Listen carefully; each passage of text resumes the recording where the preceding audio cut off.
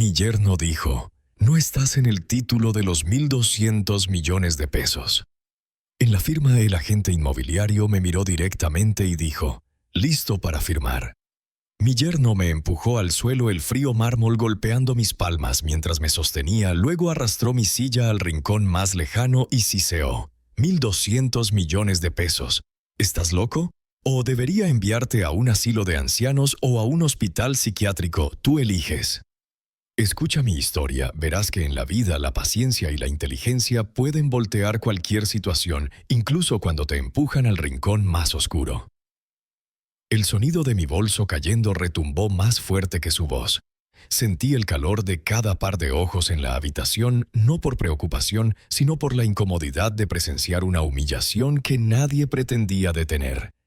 El agente se congeló a mitad de paso, su pluma suspendida sobre la carpeta en sus manos. Los otros invitados, abogados inversionistas y observadores vestidos con trajes impecables, se removieron en sus sillas, su malestar palpable. Me levanté despacio, estabilizando mi equilibrio antes de enderezar mi chaqueta. Mi hija Ana, que hablaba con el agente hipotecario, giró lo suficiente para mirarme sin verme realmente. Su voz era plana, despectiva, sin el calor que un hijo debería tener por su padre. «Papá, eres demasiado viejo para entender nada de bienes raíces», dijo como si expusiera un hecho y no un insulto. «No desperdicies el tiempo de todos». El aire en la habitación se volvió pesado. El aroma a café caro y madera pulida de repente se sentía asfixiante. Mi yerno Carlos se volvió hacia mí de nuevo, sus labios curvándose en una sonrisa delgada que fingía ser cortés pero goteaba veneno. «Eres nada más que un inquilino en nuestra casa», dijo con claridad deliberada. «Y juro que nunca pondrás un pie en esa mansión una vez que sea nuestra».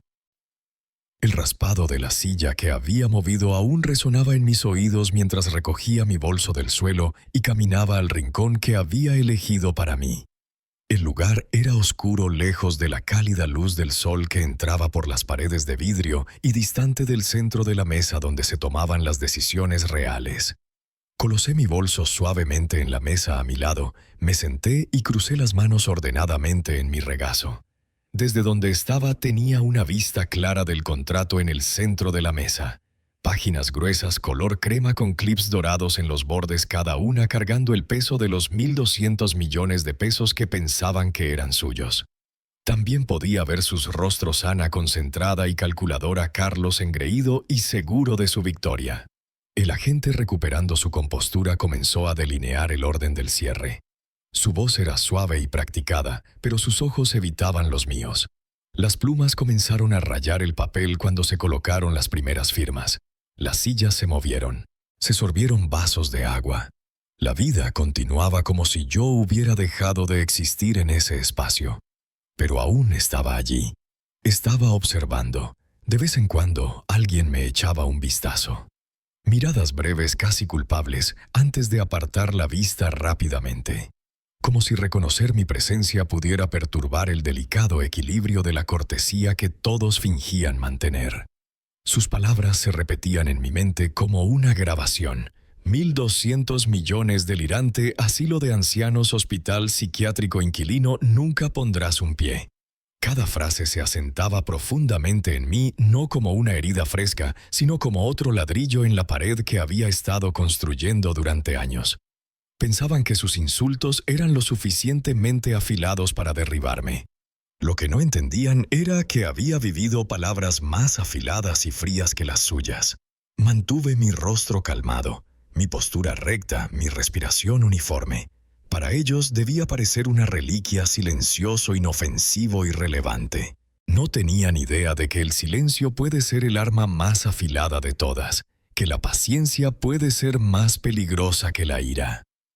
Así que me senté allí, medio en sombras, dejándolos creer lo que querían creer, dejándolos pensar que habían logrado empujarme a un lado, dejándolos creer que el asiento en el rincón significaba derrota.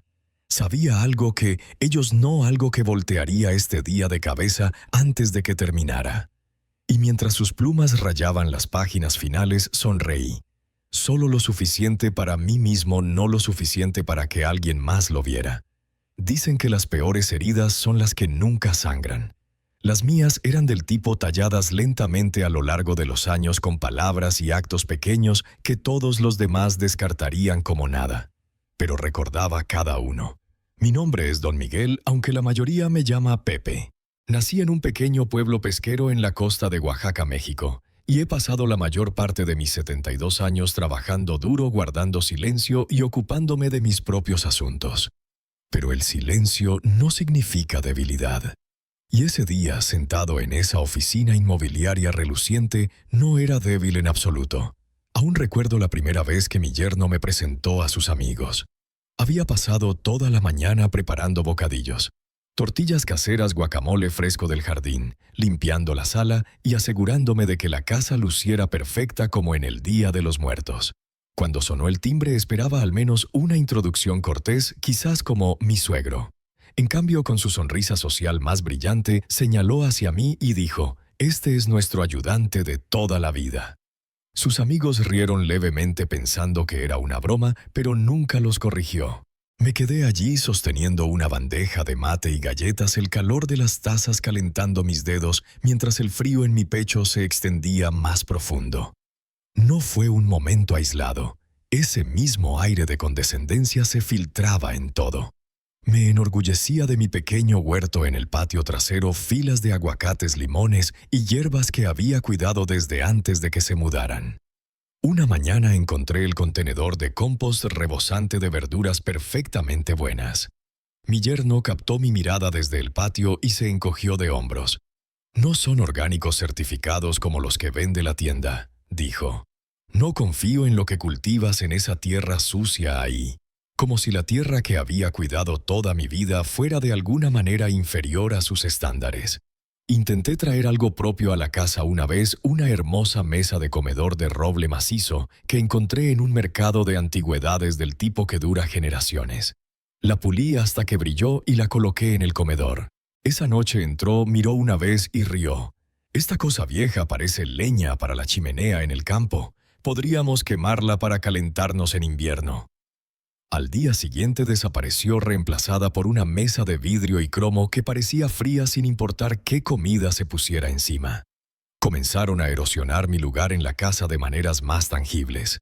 Un mes mi hija me sentó en la mesa de la cocina, papeles en mano, y explicó que ahora sería responsable de mis propios costos de servicios.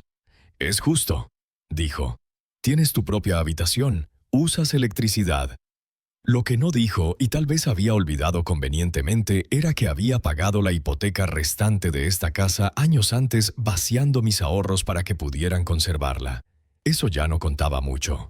Luego estaba el asunto de mi anillo de bodas. Era lo único que me quedaba de mi esposa, oro simple desgastado por décadas de amor y trabajo. Cuando comenzaron a incursionar en el mercado de valores, mi hija sugirió venderlo. Podríamos usar ese dinero para inversiones, hacerlo crecer. Cuando me negué, mi yerno se burló. «Eres solo egoísta aferrándote a unas piedras oxidadas». Lo dijo como si una vida de matrimonio pudiera reducirse a metal de desecho en sus ojos. Pero lo peor vino cuando enfermé. Al principio nada dramático, una tos persistente, una fiebre que no cedía. Me aterrizó en el hospital por una semana. Pensé en la comodidad de regresar a mi propia cama, mi propia almohada, el rincón tranquilo de la casa que había tallado para mí. Cuando crucé la puerta principal, aún pálido y cansado, encontré la puerta de mi habitación cerrada.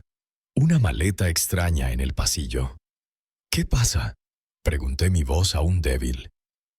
«Oh», dijo mi yerno casualmente, como explicando por qué había cambiado las cortinas. «Decidimos alquilar tu habitación. El dinero extra ayuda con las facturas. Puedes quedarte en el sótano por ahora». El sótano era concreto, inacabado, frío incluso en verano. «Alquilaste mi habitación mientras estaba en el hospital». Apenas pude pronunciar las palabras. «No es gran cosa», dijo mi hija desde la puerta de la cocina. «Ese dinero de alquiler nos ayuda a alimentar una boca menos. Deberías estar agradecido». Agradecido por ser tratado como un inquilino no deseado en la casa que había salvado. Esa noche yací despierto en el sótano, el zumbido del calentador de agua mi única compañía. Arriba podía oír risas y el tintineo de vasos. Tenían invitados cenando y charlando en las habitaciones que solían sentirse como hogar para mí. Cada desaire, cada insulto, cada robo de dignidad se reproducía en mi mente como una película. No dije nada. He aprendido que a veces lo más fuerte que puedes hacer es guardar silencio. Pero no olvidé. Ni una palabra ni un acto. Cada memoria se almacenaba no como amargura, sino como un libro de cuentas, un registro de deudas que algún día se saldarían. Cuando mi esposa falleció, el duelo fue como una niebla que se negaba a disiparse. Me movía por los días en cámara lenta, clasificando su ropa, sus papeles, los remanentes de la vida que habíamos construido juntos. Entre esos papeles estaba su póliza de seguro de vida, dinero que había insistido en mantener a pesar de los años que pasamos discutiendo sobre gastos mensuales. Dijo que era para cuando lo impensable sucediera. Supongo que había sucedido. El cheque llegó un mes después, nítido e impersonal, solo números en papel. Mi hija y su esposo nunca preguntaron al respecto, ni siquiera lo reconocieron. Lo mantuve así a propósito. Asumieron que lo que tenía sería pequeño, fácilmente ignorado. Estaban equivocados. Era suficiente para hacer un movimiento que cambiaría todo para mí, aunque nadie lo vería venir. Contacté a Rosa, mi amiga más antigua de la infancia. No habíamos hablado regularmente en años, pero sabía una cosa sobre ella: era discreta. Se había metido en finanzas gestionando portafolios para gente que valoraba la privacidad por encima de todo. Le dije que quería establecer un fideicomiso en otro estado, uno con leyes fuertes de protección de activos, algo tan hermético que ni mi propia familia pudiera conectarlo conmigo. No preguntó por qué, solo cuánto. En 6 meses el fideicomiso estaba establecido. En papel era una entidad de Rosa. En realidad era completamente mía. A través de ese fideicomiso comenzamos a comprar acciones en varias compañías, nunca lo suficiente para atraer atención pública. Una de esas compañías era la misma firma que más tarde desarrollaría la mansión de 1.200 millones de pesos que mi hija y yerno ahora ansiaban tanto reclamar. Compré despacio, en silencio, hasta que mis tenencias alcanzaron el 40%, no suficiente para dirigir la compañía, pero más que suficiente para controlar sus decisiones más importantes.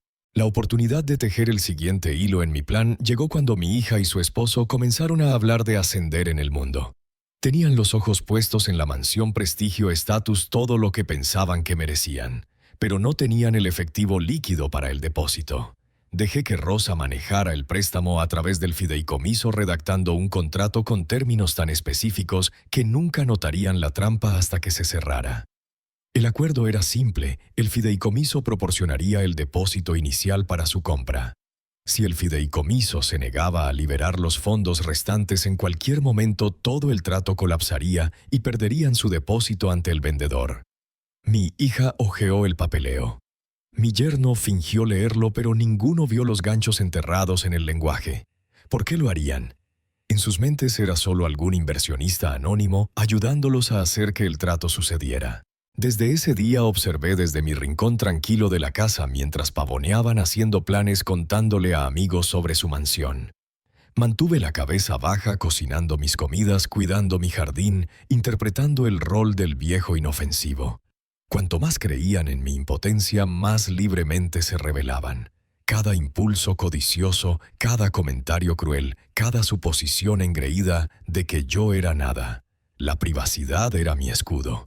El fideicomiso estaba en capas a través de compañías holding, cada una con su propio agente registrado y dirección de correo en un estado diferente. Mi nombre no aparecía en ningún documento. Incluso si hubieran tenido el sentido de buscar, no habrían encontrado nada. Rosa manejaba toda la correspondencia. Nunca toqué un papel directamente. Lo que nadie en esa habitación podía adivinar era que el fideicomiso no era solo un inversionista silencioso. Era el propietario legal de la misma parcela de tierra sobre la que se construía la mansión. En todos los registros, la tierra pertenecía al fideicomiso y el fideicomiso me pertenecía. Pensaban que trataban con un financista anónimo sin darse cuenta de que cada ladrillo que codiciaban ya estaba en mi mano. Y la invisibilidad tiene su poder. Podía sentarme a la mesa de la cocina mientras mi yerno presumía por teléfono sobre cómo avanzaba el trato, cómo el vendedor tonto nunca los vería venir. Podía oír a mi hija decirle a sus amigos que pronto tendrían más espacio del que sabrían qué hacer, que quizás incluso me dejarían quedarme en una habitación de invitados si me portaba bien. Podía escucharlos planear derribar partes de la casa que amaba en las fotos promocionales. Y todo el tiempo sabía que nada de eso sucedería sin mi firma. Interpreté el papel tan bien que a veces incluso yo casi lo creía, que era solo un viejo esperando en silencio a que la vida decidiera mi destino. Pero tarde en la noche me sentaba en mi pequeño escritorio en el sótano revisando los informes mensuales que Rosa me enviaba. Veía cada peso moviéndose a través de la compañía de construcción. Conocía cada retraso, cada orden de cambio, cada tropiezo financiero, y sabía que si decidía no aprobar la liberación final de fondos, todo el trato se desmoronaría como un castillo de arena bajo una marea creciente. Así que esperé, mantuve mi silencio. Dejé que pensaran que era irrelevante. Dejé que creyeran que me habían empujado al rincón lejano de sus vidas. Porque cuando llegara el momento y llegaría cada insulto, cada desaire, cada acto de codicia, sería respondido, y nunca lo verían venir hasta que fuera demasiado tarde. La voz de mi yerno Carlos se volvió dulzona, del tipo que usaba con meseros cuando quería algo gratis.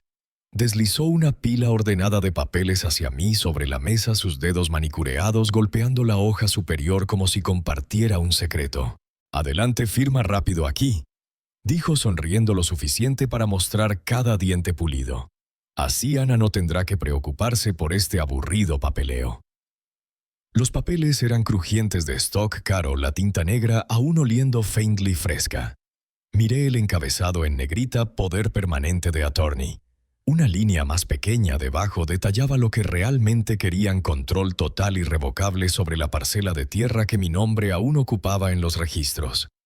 En sus mentes yo era solo un marcador decorativo, una firma que necesitaban para despejar el último obstáculo entre ellos y la mansión. Sentí a mi hija moverse más cerca, su sombra cayendo sobre mi hombro. Se inclinó lo suficiente para que sintiera su aliento cálido contra mi oreja. «Si no firmas», murmuró su voz baja para que los demás no oyeran. «Considera esto el fin de cualquier relación que nos quede». Por un momento dejé que mi mirada se demorara en las líneas ordenadas del texto, mis dedos descansando ligeramente en la esquina de la página. Luego la volteé despacio, la coloqué boca abajo en la mesa y crucé las manos sobre ella. Mis ojos se encontraron con los suyos, calmados y firmes. No dije una palabra. El silencio se extendió rápidamente. La habitación, una vez llena de revuelo de papeles y murmullos corteses, se quedó quieta. La mano de la gente flotaba sobre su pluma, inseguro de romper el momento. Al otro lado de la mesa, un abogado ajustó sus gafas pero no habló. Incluso el zumbido de las luces superiores parecía más fuerte. La sonrisa de Carlos vaciló. «Es solo una formalidad», dijo su voz tensándose en los bordes. «Todos estamos del mismo lado aquí». El agente hipotecario tosió en su puño, mirando entre nosotros como un hombre viendo una tormenta acumularse sobre agua calmada. Mi hija se enderezó, su mandíbula tensándose. «Papá», dijo más alto, «no hagas esto difícil. No tienes razón para no firmar». Me recosté ligeramente en mi silla, dejando el papel intacto frente a mí.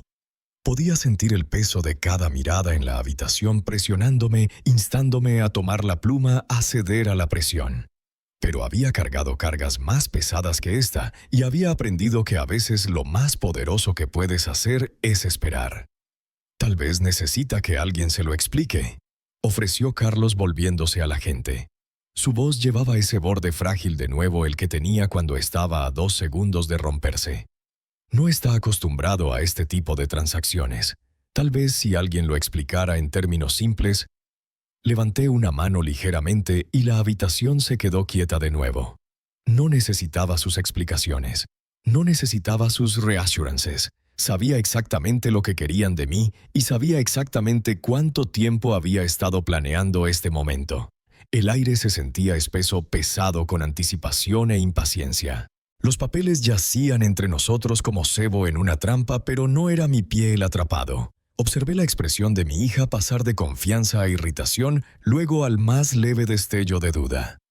Carlos tamborileaba sus uñas contra la mesa, cada clic un poco más agudo que el anterior. Aún así, no me moví. La tensión en la habitación era algo vivo presionando desde todos lados cuando la puerta al final de la sala de conferencias se abrió de golpe. Cada cabeza se volvió. 2 hombres entraron, sus zapatos pulidos silenciosos contra el mármol. Uno lo reconocí inmediatamente, el director del proyecto para el desarrollo de la mansión.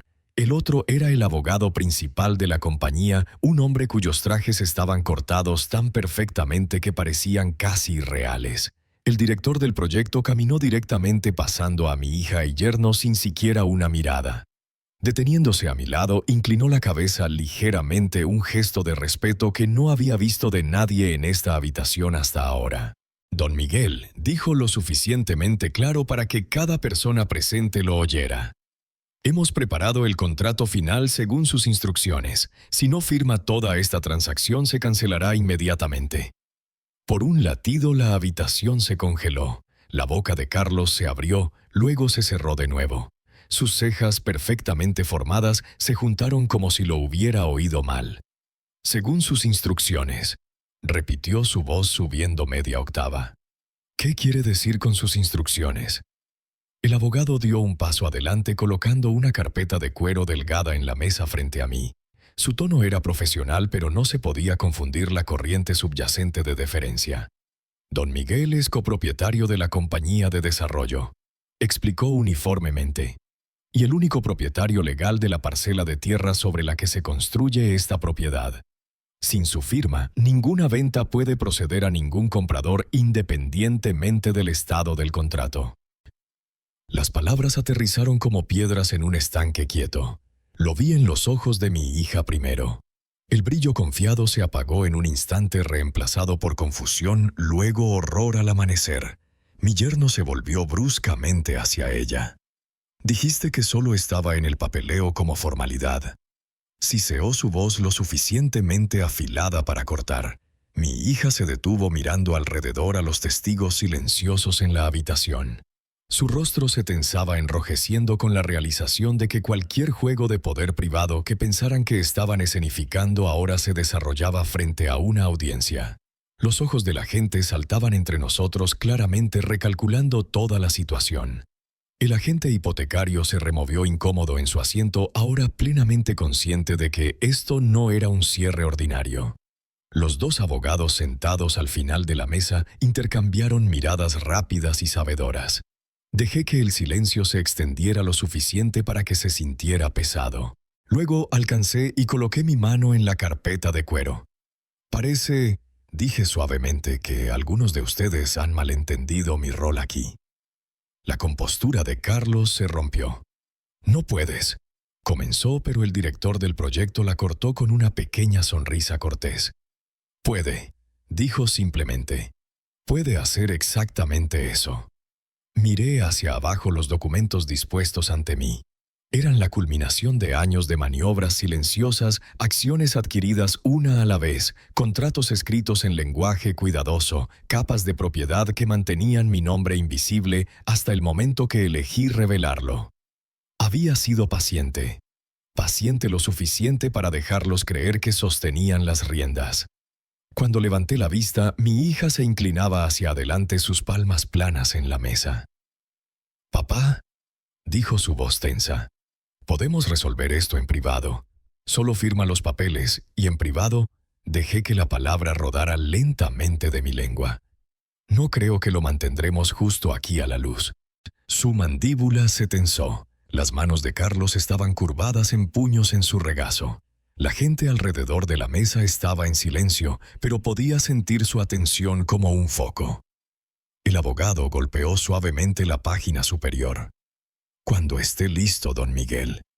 Podría haber firmado justo entonces, pero no lo hice. Dejé que mis dedos descansaran en la pluma, mis ojos moviéndose deliberadamente de un rostro al siguiente, la desesperación de mi hija, la furia de mi yerno apenas contenida. La leve curiosidad en los extraños que acababan de darse cuenta de que estaban presenciando el desmoronamiento del pequeño esquema perfecto de alguien. «Aún no», Dije finalmente recostándome en mi silla. Creo que me gustaría tomar un momento. Y en ese momento, con la verdad expuesta en la mesa entre nosotros, vi su certeza colapsar. Fue la primera vez en años que sentí el peso en mi pecho levantarse. Tiré de mi silla de vuelta hacia el centro de la mesa, las patas raspando deliberadamente contra el mármol pulido. Cada cabeza en la habitación se volvió para seguir el sonido.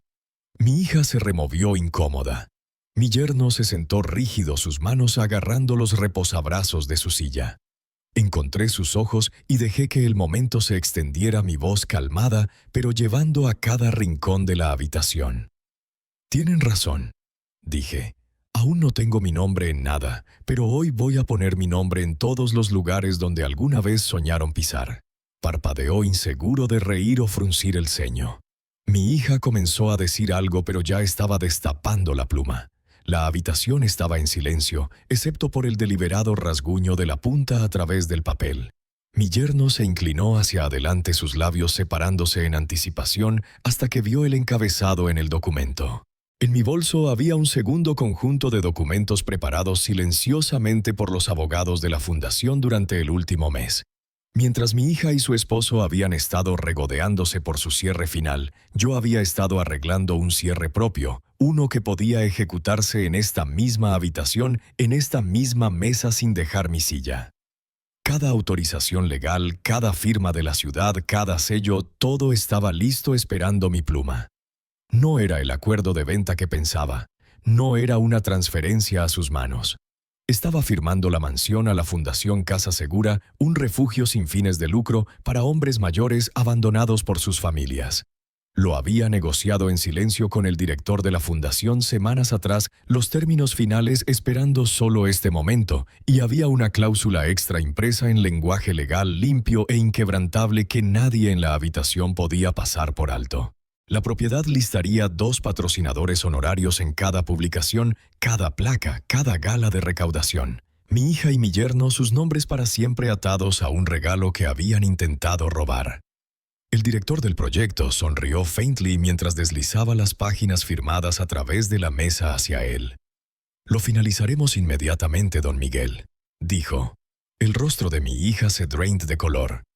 «Papá, ¿qué estás haciendo?» «Me aseguro de que esta casa pertenezca a personas que realmente la usarán para bien», dije uniformemente, «y me aseguro de que sus nombres sean recordados, solo no de la manera que imaginaban». Mi yerno se puso de pie de un salto. «No puedes». «Oh, puede», interrumpió el abogado sin siquiera mirarlo. «Y acaba de hacerlo». A la mañana siguiente, antes de que siquiera terminaran de tambalearse por la pérdida, la segunda parte de mi plan se desplegó. Había mantenido el grabador de voz de mi teléfono encendido durante más de uno de sus arrebatos. Una joya particular, él riendo con un amigo sobre vino diciendo: «En el momento en que se firmen los papeles, enviaré al viejo directamente a un asilo de ancianos». Había sido pasada en silencio a un periodista local que conocía. México es un estado de consentimiento de una parte, lo que significa que mientras una persona en la conversación acepte la grabación, es perfectamente legal. Y yo había estado aceptando en silencio cada vez que escupía su veneno en mi dirección. Esa pequeña línea de ley hacía la diferencia entre venganza y una demanda. Y fui muy cuidadoso de quedarme del lado correcto. Para el mediodía la grabación estaba en todas partes. Facebook, Twitter, sitios de noticias locales. Vecinos a los que habían sonreído durante años ahora se apartaban de ellos en el supermercado. Sus amigos dejaron de llamar. Las invitaciones se secaron. Para el final de la semana los susurros se habían convertido en desprecio abierto. La comunidad unida de Oaxaca no olvida cuando alguien muestra los dientes a la familia. Ya no eran bienvenidos en funciones de la iglesia, reuniones vecinales o incluso el café donde solían reinar sobrelates. Era poético realmente. Habían querido una casa para probar su valor. En cambio, se quedaron con una reputación que ninguna cantidad de propiedad podría comprar de vuelta, y la casa que pensaban que vivirían.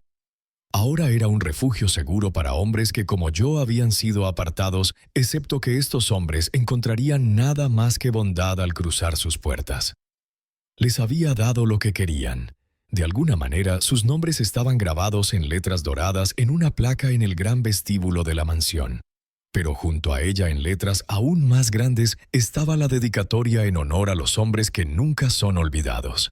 Querían que mi silencio significara debilidad, pero mi silencio era solo el espacio que necesitaba para apuntar.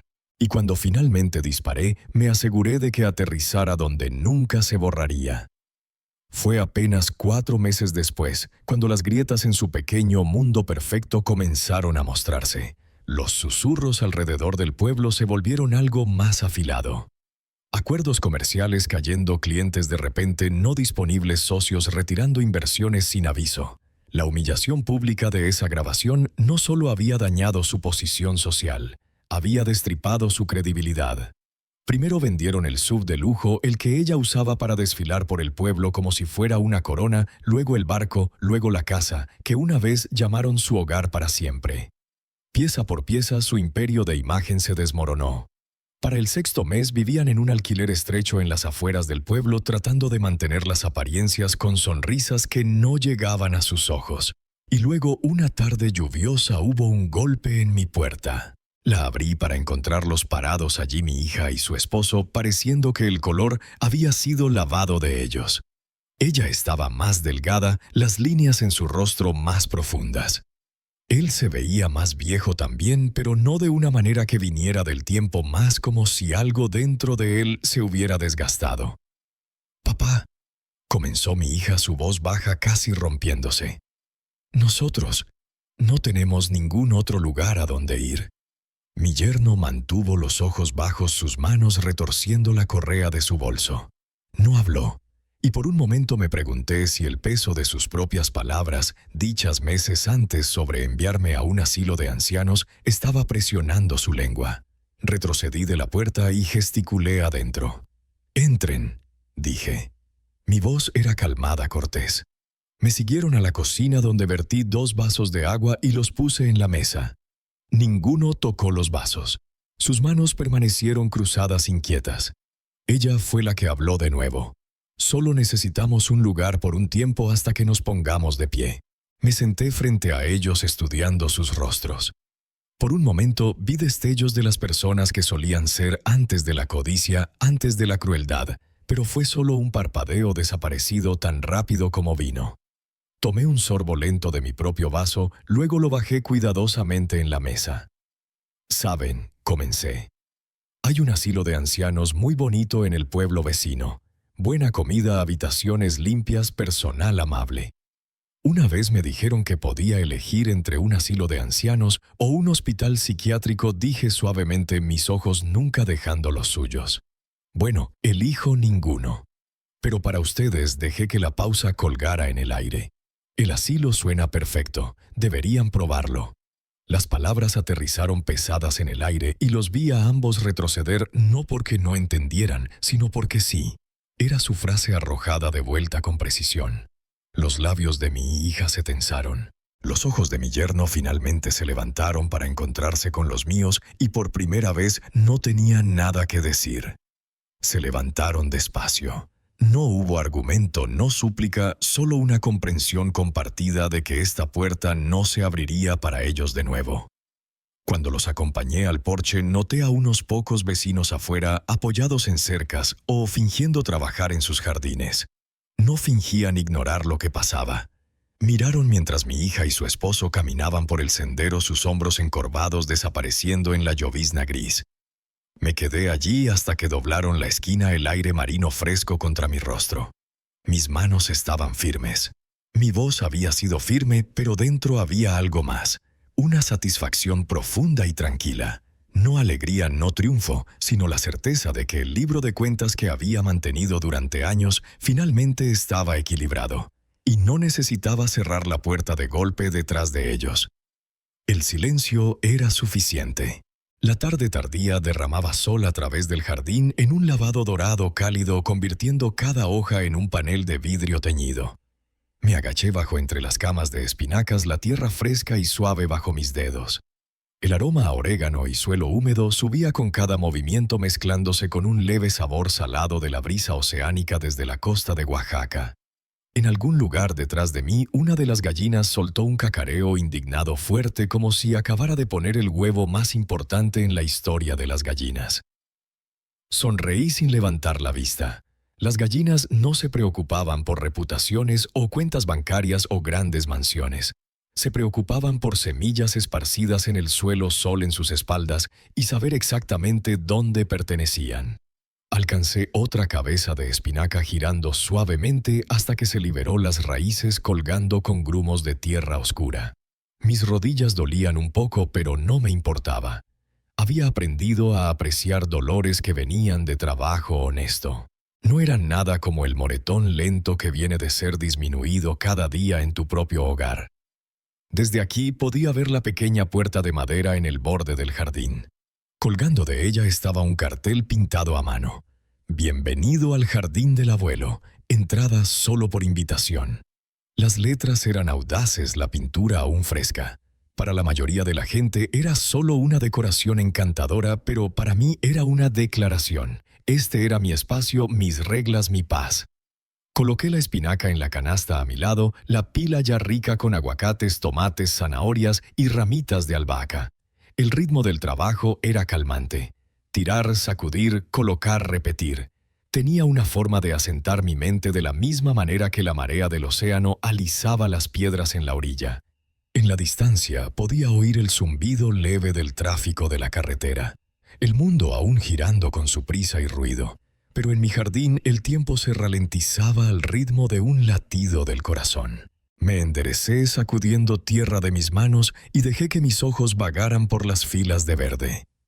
El sol se hundió más bajo convirtiendo mi sombra en larga y delgada a través del camino. Mi cabello, una vez negro y pesado, ahora captaba la luz en hebras plateadas que brillaban como hilos de vidrio hilado. Y en esa quietud hablé no a nadie en particular, sino al aire, al suelo, a los testigos silenciosos de mi vida. El silencio no significa debilidad. Dije, mi voz firme baja. Solo significa que estoy esperando el momento correcto para decir mi oración final. Un gaviotín gritó arriba circulando antes de deslizarse hacia el horizonte. Lo vi desaparecer en la distancia, mi corazón tan calmado como el mar sobre el que navegaba. Había libertad en saber que había elegido mi momento y que lo había dicho sin gritar, sin rabia, solo verdad en el tiempo exacto en que necesitaba ser oída. Me incliné para recolectar las últimas verduras, mi canasta ahora pesada el aroma de verdes frescos subiendo con el calor del final del día. Las gallinas vagaron más cerca curiosas sus suaves cacareos como un coro de aprobación. Mientras caminaba hacia la puerta pasé el cartel de nuevo. Las palabras captaron la luz del sol brillando por solo un momento antes de que las sombras las reclamaran. Entrada solo por invitación. No se trataba de mantener a la gente afuera. Se trataba de saber quién valía la pena dejar entrar. Abrí la puerta, las bisagras crujiendo suavemente y entré en mi hogar. El jardín yacía detrás de mí, el mar más allá y la vida que había reclamado a mi alrededor. Por primera vez en años cerré la puerta sin el peso de batallas inconclusas presionando mi espalda. Todo lo que necesitaba decirse se había dicho. Todo lo que necesitaba hacerse se había hecho y el resto era mío. Y la lección que se extrae de esta historia. En nuestra cultura, donde la familia es central como el Día de los Muertos, nos recuerda honrar a los seres queridos, la avaricia puede destruir los lazos más sagrados. Pero la justicia, la paciencia y la lealtad verdadera siempre triunfarán enseñándonos que el valor real está en proteger el legado y a aquellos que lo merecen. El silencio no es rendición, es estrategia. Y cuando hablas en el momento justo, las consecuencias resonarán para siempre.